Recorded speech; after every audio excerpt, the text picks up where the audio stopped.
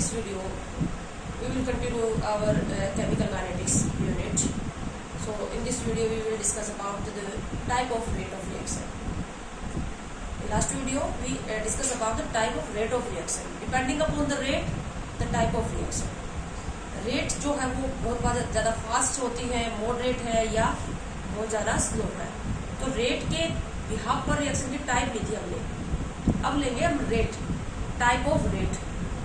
Reaction का जो rate है उसकी टाइप दो तरह का होता है. रेट एक एवरेज होता है और एक इंस्टेंटेनियस. रेट दो तरह का, एवरेज रेट जिसको हम RAB या कैपिटल R से रिप्रेजेंट करते हैं, और सेकंड है इंस्टेंटेनियस रेट, R इंस्टेंट और स्मॉल r से हम इसको रिप्रेजेंट करते हैं. पहले हम एक बार ये समझ लेते हैं एवरेज रेट का क्या मतलब होता है. जैसे हम व्हीकल का भी दो तरह का ही रेट या स्पीड निकालते हैं, इंस्टेंटेनियस स्पीड और एवरेज स्पीड. जैसे कि किसी भी व्हीकल ने क्या किया, 1 घंटे में 60 किलोमीटर का डिस्टेंस ट्रेवल किया, तो पूरे 1 घंटे में जो डिस्टेंस ट्रेवल किया 60, वो जो इस तरह से हम एक्सप्रेस कर रहे हैं. हालांकि हमें पता है कि पूरे 1 हावर्स के अंदर जो स्पीड है वो 60 किलोमीटर पर हावर नहीं रही होगी, वो चेंज हुई होगी. बट हमने क्या निकाला, पूरे 1 घंटे के अंदर बहुत लार्ज टाइम हमने लिया. पूरे 1 घंटे में जो रेट आया, हमारे पास जो स्पीड आई, वो हमने ऑब्जर्व की, तो वो होगा एवरेज रेट.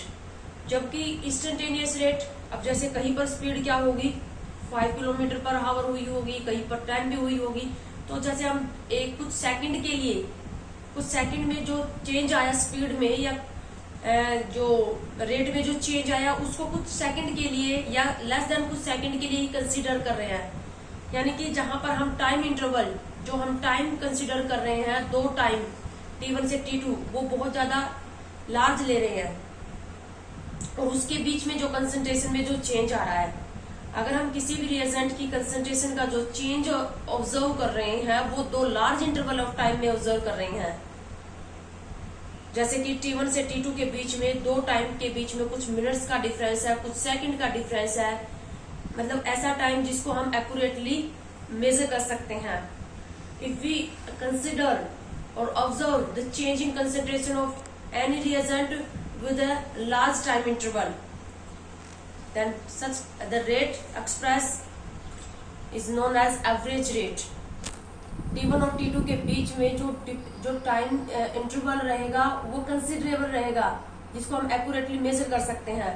डेल्टी अगर हम लार्ज ले रहे हैं, लार्ज इंटरवल में हम किसी भी रिएजेंट की कंसंट्रेशन में चेंज ऑब्जर्व कर रहे हैं, तो उस टाइप का जो रेट आएगा वो क्या आएगा, R average. Average rate if we consider the change in concentration for long time interval. Long time interval के बीच में किसी भी रिएजेंट की कंसंट्रेशन का चेंज ऑब्जर्व कर रहे हैं, डेल्टी क्या रहेगा, हाई रहेगा. जो डेल्टी रहेगा वो जैसे कि कुछ सेकंड का आ गया, जैसे हमने 5 सेकंड से स्टार्ट किया कंसंट्रेशन को ऑब्जर्व करना और 10 सेकंड तक ऑब्जर्व किया, तो कितना डिफरेंस आ गया, 5 सेकंड का आ गया, कुछ सेकंड का है, कुछ मिनट का है, कुछ हावर्स का है. उसके बीच में हम कंसंट्रेशन ऑब्जर्व कर रहे हैं, तो उस टाइप का रेट क्या कहलाएगा, एवरेज रेट कहलाएगा. डेल्टी हाई रहेगा वहां पर. इंस्टेंटेनियस रेट में क्या होगा, जो टाइम इंटरवल रहेगा डेल्टी अप्रोचेस 0, इसको हम बाद में करेंगे. अब हमारे पास यहाँ पर हम ले रहे हैं एवरेज रेट.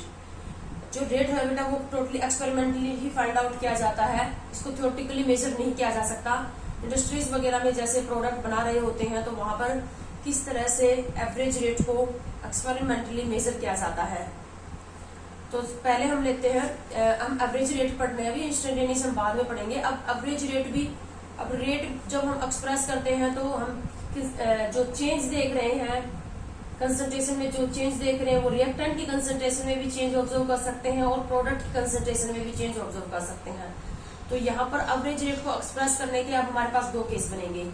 एक केस बनेगा express the average rate of reaction in term of change in concentration of reactant, और दूसरा केस बनेगा express the average rate of reaction in term of change in concentration of product. तो पहले लेते हैं हम case first, express the average rate in term of change in concentration of reactant. Reactant की concentration में हम change observe करेंगे. जैसे हमारे पास रिएक्शन है R कन्वर्ट इनटू P, यहाँ R का मतलब है reactant convert into product. Initial time T initial के ऊपर रिएक्टेंट की जो कंसंट्रेशन है वो R इनिशियल, T फाइनल के ऊपर R फाइनल. और रिएक्टेंट की कंसंट्रेशन जो होती है वो टाइम के साथ साथ क्या होती है, decrease. So we can say that R initial is greater than R final. So अगर हमें एवरेज रेट ऑफ रिएक्शन को एक्सप्रेस करना है तो इसको R एवरेज लिखेंगे या कैपिटल R लिखेंगे। तो हम इसको जब भी किसी भी रिएक्टेंट की टर्म में अगर रिएक्शन के रेट को एक्सप्रेस करना हो, चाहे वो एवरेज हो या इंस्टेंटेनियस, हमेशा आगे माइनस साइन लगाएंगे, पहले भी बता चुकी हूँ। माइनस डेल क्या है, ये जो डेल है ये कैपिटल, जो डेल लगा हुआ है वो क्या है, लार्ज डिफरेंस, और लार्ज के लिए रिप्रेजेंट करता है लार्ज चेंज इन कंसेंट्रेशन। अब टाइम इंटरवल ज्यादा लोगे तो कंसेंट्रेशन में चेंज भी ज्यादा आएगा। अब जैसे लेस देन 1 सेकंड, 1 सेकंड से भी कम अगर टाइम इंटरवल हम ले रहे हैं तो वहां पर कंसेंट्रेशन में जो चेंज आएगा वो कम आएगा। तो जो डेल है वो किसको रिप्रेजेंट कर रहा है, large change in concentration, large change in time. ठीक है, तो minus R final minus R initial, हमेशा जो चेंज निकालेंगे वो फाइनल माइनस इनिशियल ही निकालेंगे।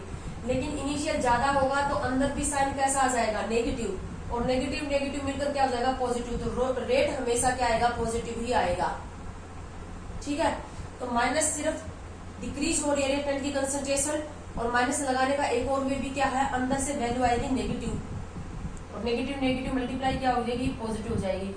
तो अब हमारे पास क्या होता है, जो इंडस्ट्रीज के अंदर जो हमारे पास जो ग्राफ आता है चेंज इन कंसंट्रेशन, रिएक्टेंट की कंसंट्रेशन में चेंज टाइम के साथ साथ। अब जैसे कोई भी रिएक्शन चल रही है, रिएक्टेंट प्रोडक्ट में कन्वर्ट हो रहा है, तो क्या करेंगे, अलग अलग टाइम के ऊपर रिएक्टेंट की कंसंट्रेशन उठाएंगे वहां से।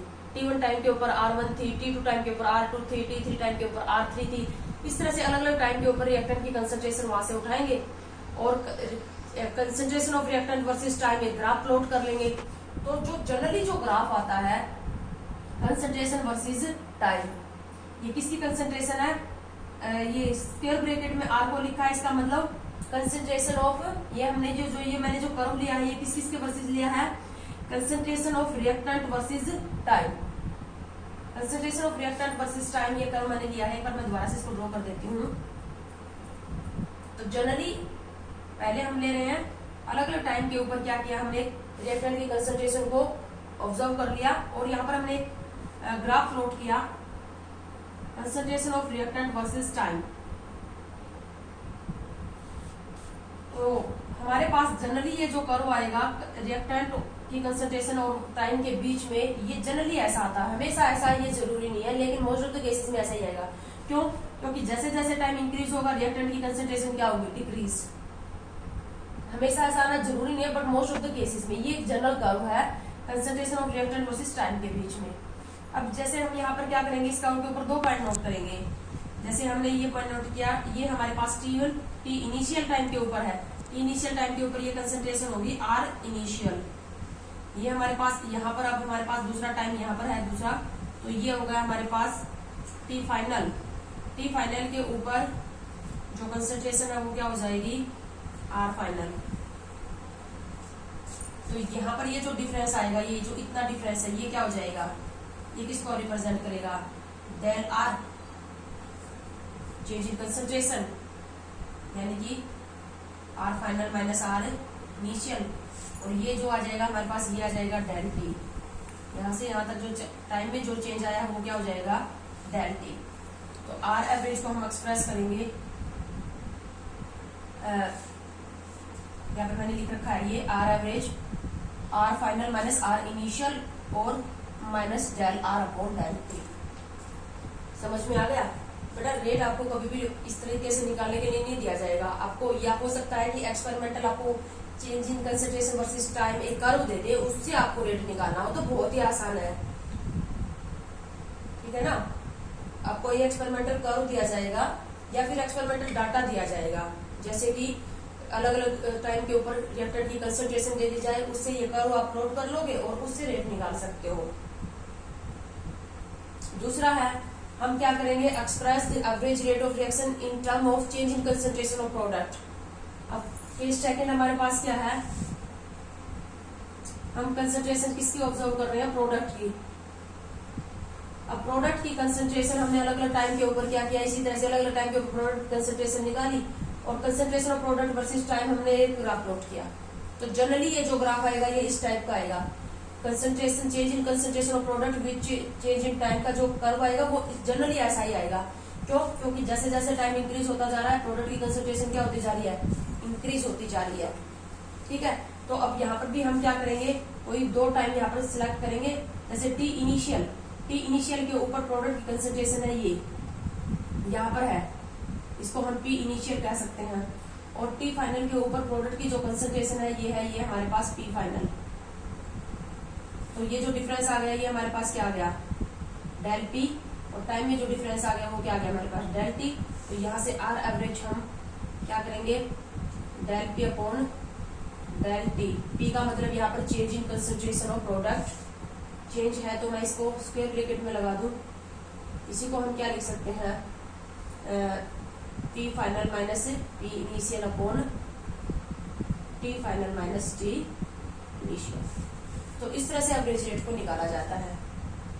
उसके बाद अब हम लेंगे इंस्टेंटेनियस रेट। नेक्स्ट लेंगे हम इंस्टेंटेनियस रेट। इंस्टेंटेनियस रेट को हम आर या स्मॉल आर से एक्सप्रेस करते हैं। इंस्टेंटेनियस रेट का क्या मतलब है, किसी भी रिएजेंट की जो कंसंट्रेशन हम ऑब्जर्व कर रहे हैं, चेंज ऑब्जर्व कर रहे हैं कंसंट्रेशन में, वो कुछ फ्यू सेकंड या लेस देन फ्यू सेकंड के लिए ऑब्जर्व कर रहे हैं। If we observe the change in concentration of any reagent with very small time interval, time इतना कम लेंगे कि वहां पर चेंज लगभग हम जीरो एज्यूम करेंगे, डेल्टा एज्यूम अप्रोक्स जीरो, मतलब कुछ सेकंड का ही, जैसे कि एक सेकंड के अंदर जो चेंज आया, फ्यू सेकंड के अंदर, एक दो सेकंड के अंदर जो चेंज आया, यानी कि जहां पर कंसंट्रेशन में जो चेंज आ रहा है वो सिर्फ हम कुछ एक सेकंड के लिए या लेस देन सेकंड के लिए ही ऑब्जर्व करें। यानी कि ये मान लीजिए वहां पर चेंज इन टाइम हम जीरो के बराबर ही मान के चलेंगे। इस टाइप की जो रिएक्शन जो होती है उनको क्या, रेट को क्या बोलते हैं, instantaneous rate. If you consider the change in concentration of reagent with a very small interval time where delta approaches zero. वैसे इन दोनों के अंदर कोई डिफरेंस नहीं है, इंस्टेंटेनियस और एवरेज दोनों का एक्सप्रेशन बिल्कुल सेम रहेगा, वही change in concentration with change in time रहेगा, चाहे एवरेज ले ले या फिर इंस्टेंटेनियस ले ले रहेगा। जो टाइम हम ऑब्जर्व कर रहे हैं, जो कंसंट्रेशन हम ऑब्जर्व कर रहे हैं दो टाइम के बीच में, उस टाइम में अगर गैप ज्यादा है तो वो एवरेज हो जाएगा, और गैप बहुत कम है तो वो क्या हो जाएगा, इंस्टेंटेनियस। अब हम ले लेते हैं यहाँ पर एक्सपेरिमेंटली इंस्टेंटेनियस रेट को हम कैसे निकालते हैं। इंस्टेंटेनियस रेट को हम एक्सपेरिमेंटली कैसे निकालते हैं, अगर हमें यहाँ पर कर्व दे दिया जाए या ग्राफ दे दिया जाए change in concentration of reactant versus time, या फिर जैसे change in concentration of product versus time, जैसे हमने लास्ट में पहले थोड़ी देर पहले उसमें एवरेज रेट के लिए निकाला था। और पहले हम ले लेते हैं केस फर्स्ट में measure instantaneous rate by taking the graph between concentration of reactant versus time. पहले हम लेंगे ग्राफ, हमारे पास जो एक्सपेरिमेंटल जो ग्राफ आएगा change in concentration of reactant versus time. Generally ये कर्व हमारे पास जो ग्राफ आता है या कर्व आता है वो इस टाइप का आता है, जैसे जैसे टाइम इंक्रीज होता है रिएक्टेंट की कंसंट्रेशन जो होती है वो डिक्रीज हो जाती है। तो इंस्टेंटेनियस रेट निकालने के लिए अब यहाँ पर क्या करेंगे, दो टाइम पिक नहीं करेंगे। एवरेज में तो हम दो टाइम पिक कर रहे थे, दो टाइम के ऊपर दो रिएक्टेंट की कंसंट्रेशन उठा रहे थे। यहाँ पर हम क्या करेंगे, स्लोप ले लेते हैं। इसका हम स्लोप लेंगे तो हमारे पास जो स्लोप आएगा इस टाइप से, ये हमने क्या किया, स्लोप ड्रॉ कर लिया। अब स्लोप तुम देख रहे हो नेगेटिव आ रहा है, तो जो आर एवरेज होगा, आर इंस्टेंटेनियस होगा, वो क्या हो जाएगा, माइनस स्लोप के इक्वल ही हो जाएगा। और ये जो स्लोप होता है ये किसके इक्वल हो जाएगा, del R upon del T, यानी कि minus del R upon del T, या इसी को तुम क्या कर सकते हो, minus R final minus R initial upon T final minus T initial. ठीक है, इंस्टेंटेनियस रेट निकाला हमने कर्व लिया, ग्राफ लिया, concentration of reactant versus time, और हमारे पास ये जो कर्व आ रहा था इसका हमने स्लोप लिया, स्लोप डाउनवर्ड आ रहा है तो स्लोप नेगेटिव आएगा, तो instantaneous rate of reaction is equal to क्या हो जाएगा, माइनस स्लोप, और स्लोप इज इक्वल टू क्या हो जाएगा, del R upon del T, minus del R upon del T. अंदर वैल्यू नेगेटिव आएगी, नेगेटिव नेगेटिव हो जाएगी पॉजिटिव। अब सेकंड केस लेके हम ग्राफ ले रहे हैं concentration of product versus time.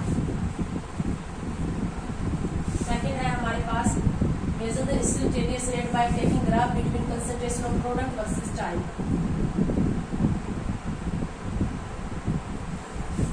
अब concentration product की concentration of time का हम ग्राफ लेंगे तो जैसे जैसे टाइम इंक्रीज होता है प्रोडक्ट की concentration क्या होती है, इंक्रीज. जनरली हमारे पास इस टाइप का कर्व आएगा. यहाँ पर हमारे पास रहेगी concentration of product versus time.